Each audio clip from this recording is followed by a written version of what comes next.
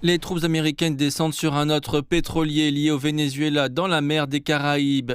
Le 6e navire pris par l'administration Trump, alors que cette dernière prend le contrôle de l'exportation la plus précieuse du Venezuela, après que le président Nicolas Maduro a été arrêté et emmené hors du pays début janvier.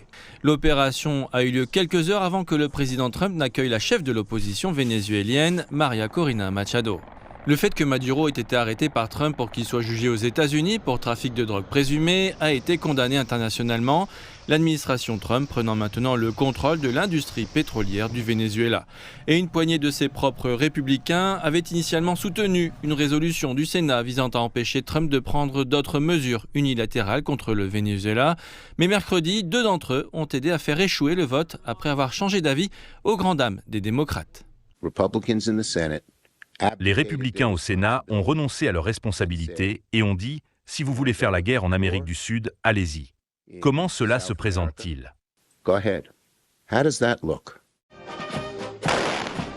Et pour rappeler le coût humain de l'opération militaire visant à arrêter Maduro, les dépouilles de 32 officiers cubains affectés à sa protection ont été retournées à La Havane jeudi.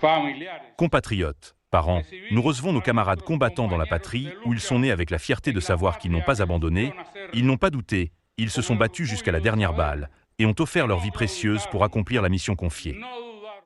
Une veillée a été organisée au ministère des Affaires étrangères de Cuba permettant aux membres du public de pleurer les officiers.